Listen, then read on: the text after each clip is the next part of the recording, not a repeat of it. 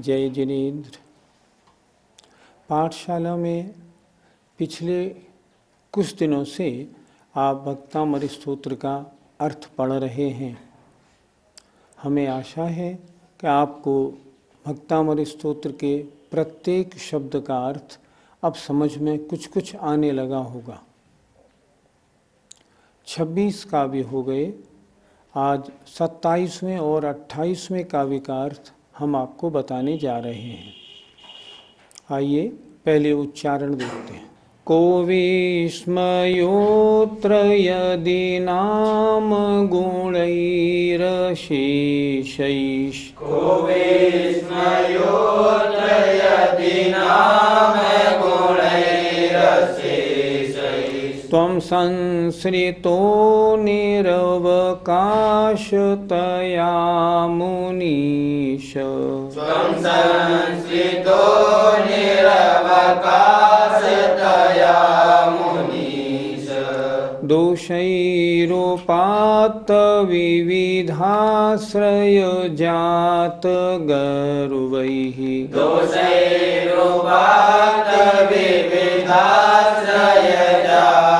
गर्वैः स्वप्नान्तरेऽपि न कदाचिदपीक्षितोषि स्वप्नान्तरेऽपि न कदाचिदपीक्षितोऽसि को विस्मयोऽत्र यदि नाम गुणैरशेषैः त्वं संस्थितो निरवकाशतया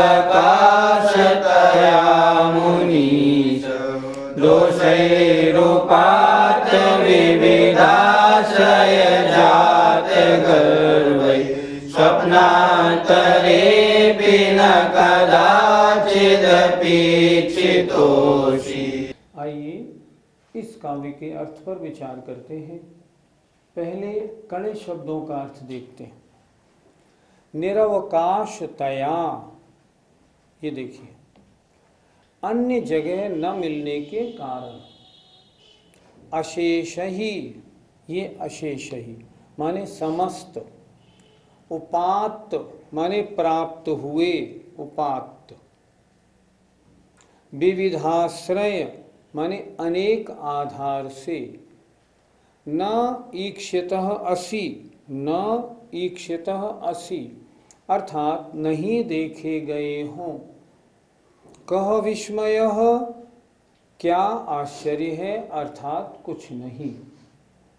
आइए अब एक एक शब्द देखते हैं। अत्र, यहाँ या इसमें, कह विस्मयः, क्या आश्चर्य है। इसमें क्या आश्चर्य है। यदि नाम गुण ही, यदि विभिन्न नाम वाले गुण,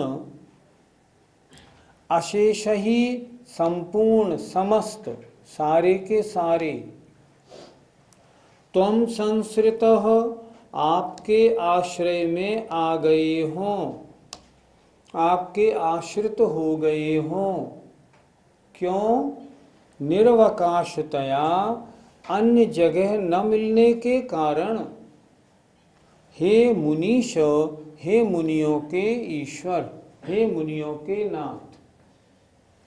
किसी ने प्रश्न किया, भगवान आप में सारे गुण आप में आ गए, एक भी दोष क्यों नहीं आया।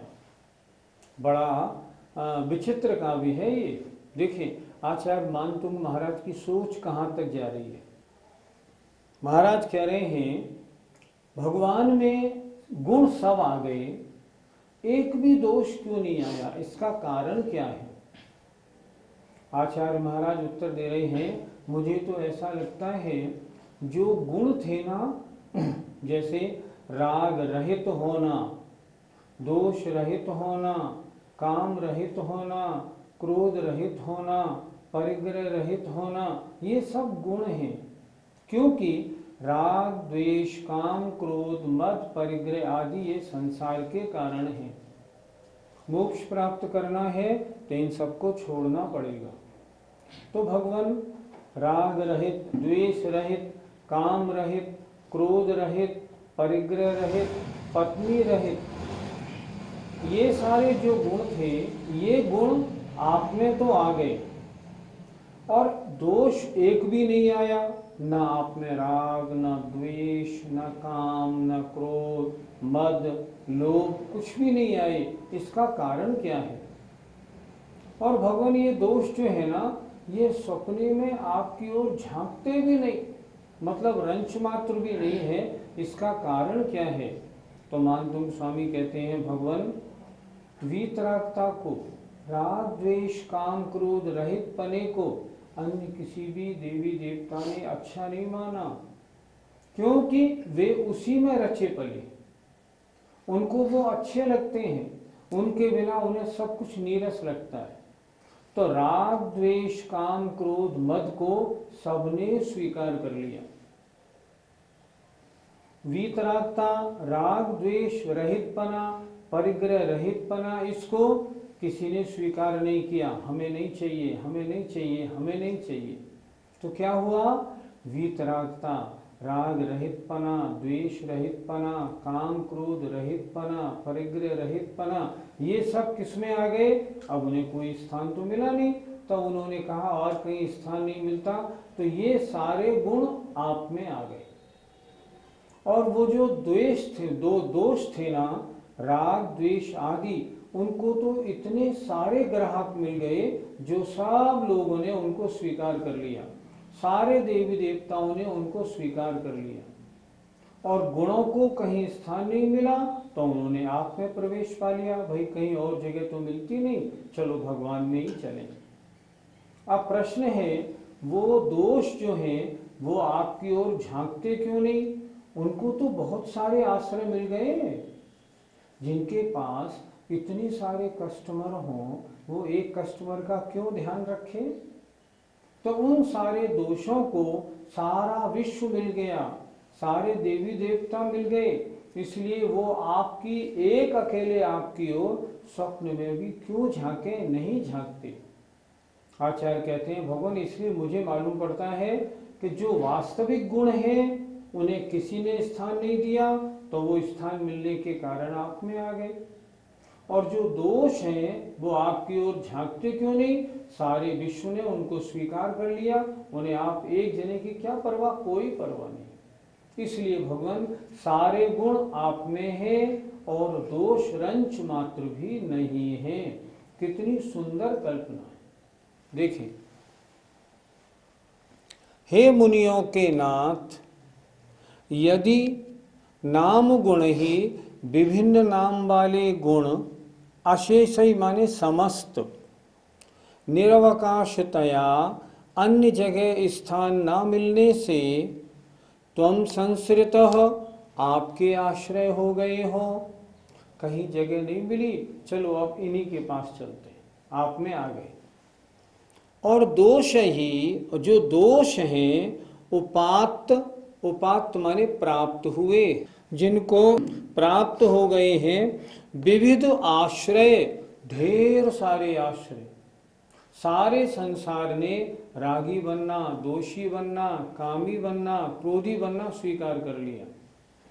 और दोष जिनको प्राप्त हो गए हैं, विविध माने तरह तरह के बहुत प्रकार के आश्रय, और बहुत आश्रय पा जाने के कारण जात गर्वही, उनमें गर्व उत्पन्न हो गया है।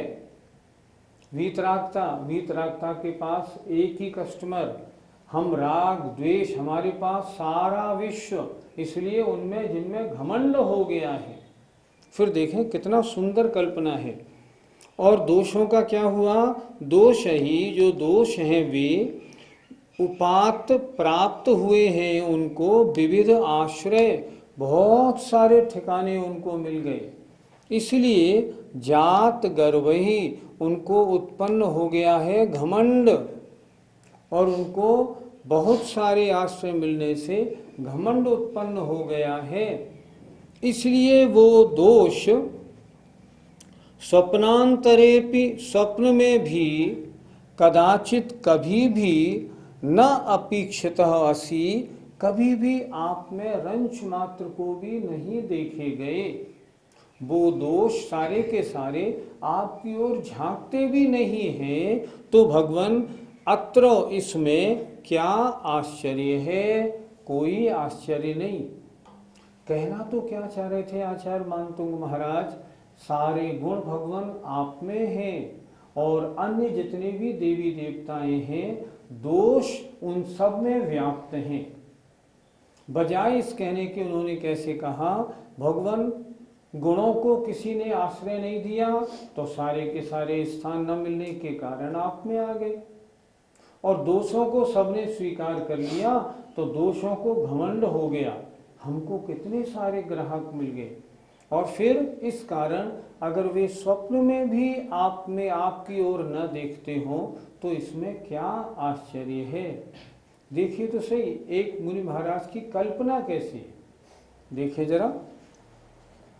यदि विभिन्न नाम वाले गुण अशेष ही सारे के सारे निर्वकाशतया कहीं स्थान न मिलने से, हे मुनियों के नाथ, त्वं संसृतः आपके आश्रय आ गए हो, और जो दोष हैं, दोष ही वे विविध माने बहुत सारे आश्रय मिल जाने से, प्राप्त हो जाने से, जात गर्व ही घमंड उत्पन्न हो जाने के कारण स्वप्न में भी यदि कभी या आपके पास न देखे गए हों, न अपेक्षितवशी न देखे गए हों, तो इसमें क्या आश्चर्य है? कोई आश्चर्य नहीं।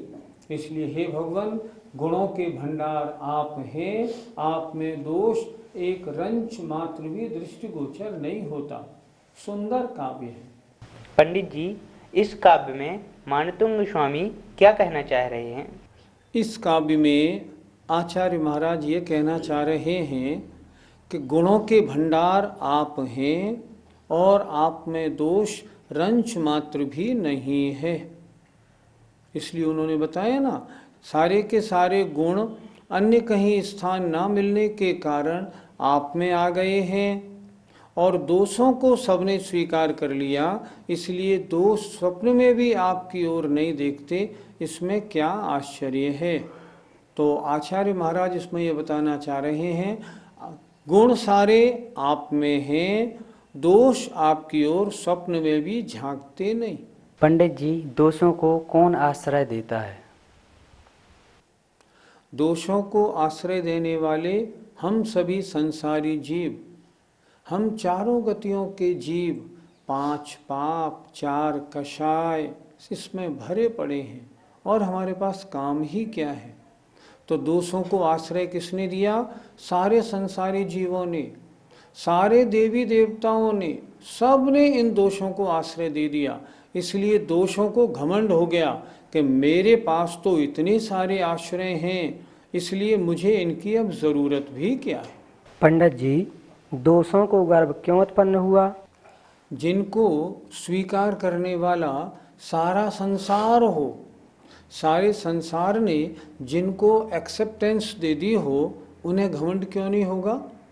थोड़ी सी प्रसिद्धि मिलने पर लोगों को घमंड हो जाता है, और जिनको सारे संसार ने स्वीकार कर लिया, ये तो बड़े आनंददायक हैं, बड़े अच्छे हैं, उन्हें घमंड क्यों नहीं होगा? उन्हें घमंड होगा। इसलिए दोषों को तो घमंड हो गया, वे आपकी ओर झांकते भी नहीं, और सारे गुणों को कहीं स्थान नहीं मिला तो सारे गुण आप में आ गए हों, तो भगवान इसमें क्या आश्चर्य है? कोई नहीं। इसलिए आप गुणों के स्थान हैं, दोष आप में रंच मात्र भी नहीं है। अब 28वां काव्य देखते हैं। उच्चैर शोकतरु संसृत मुन्मयूख,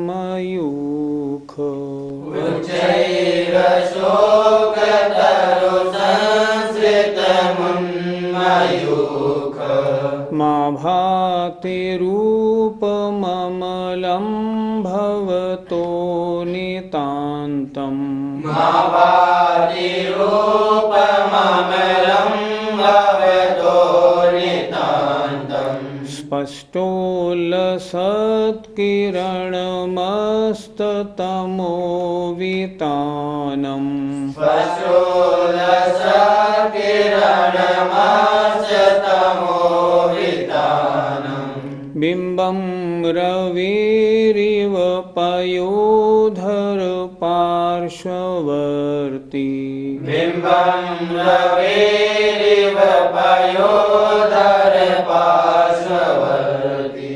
सिंहैरशोकतरुसंश्रितमुन्मयूख मा भाति रूपममलं भवतो नितान्तं स्पष्टोल्लसकिरणमास्यतमोहितानं बिम्बं रविरिव पयोधर पार्श्ववर्ती। यहाँ क्या वर्णन प्रारंभ हो रहा है? भगवान की शोभा, भगवान का गुणानुवाद, भगवान का वैभव। तो यहाँ से प्रारंभ हुए अब 8 काव्यों में जो भगवान के 8 प्रातिहार्य हैं, अब उनका वर्णन होगा। पहला प्रातिहार्य है अशोक वृक्ष। इस काव्य में अशोक वृक्ष का वर्णन है। कड़े शब्दों को जरा देख लें। संसृतम, नीचे स्थित, उन्मयूखम, जिसकी किरणें ऊपर फैल रही हैं, उन्मयूखम। उल्लसत अर्थात उल्लसत, शोभायमान है। पार्श्ववर्ती, पास में स्थित। रवे, रवे माने सूर्य के। नितांतम, अत्यंत। आभाति, शोभायमान होता है, आभाति। कड़े शब्दों का अर्थ। अब आइए पूरे काव्य का अर्थ देखते हैं। उच्च ही ऊंचे, अशोक तरु, अशोक वृक्ष के, संसृतम, नीचे। संभव शरण में क्या होता है? भगवान विराजमान होते हैं, अशोक वृक्ष ऊपर होता है, तो अशोक वृक्ष के नीचे भगवान विराजमान हैं। क्या कह रहे हैं? ऊंचे अशोक वृक्ष के, संसृतम माने नीचे। कैसे हैं भगवान? उन्मयूखम, जिसकी किरणें ऊपर की ओर निकल रही हैं। वृक्ष के नीचे कौन है? आपका शरीर। शरीर में से किरणें निकल रही हैं। ये भगवान का शरीर है, इसमें से किरणें निकल रही हैं, अशोक वृक्ष के नीचे है, ऐसा रूप। उन्मयूखम, जिसमें ऊपर की ओर किरणें निकल रही हैं, ऐसा अम्लम, मल रहित, निर्मल, भव्य, पवित्र, रूपम, रूप, नितांतम, नितांतम माने अत्यंत, आभाति, शोभा को प्राप्त हो रहा है। किसका? आपका। फिर देखें आप, ऊंचे अशोक वृक्ष के नीचे आपका निर्मल रूप अत्यंत शोभायमान हो रहा है। कैसा है आपका रूप? जिसमें से उन्मयूखम, ऊपर की ओर किरणें निकल रही हैं। यूं इसमें से किरणें निकल रही हैं, तो अशोक वृक्ष के नीचे आपका सुंदर रूप शोभायमान हो रहा है। स्पष्ट उल्लसत किरणम, जिसमें से स्पष्ट, कैसा रहा है? ये उदाहरण दे रहे हैं।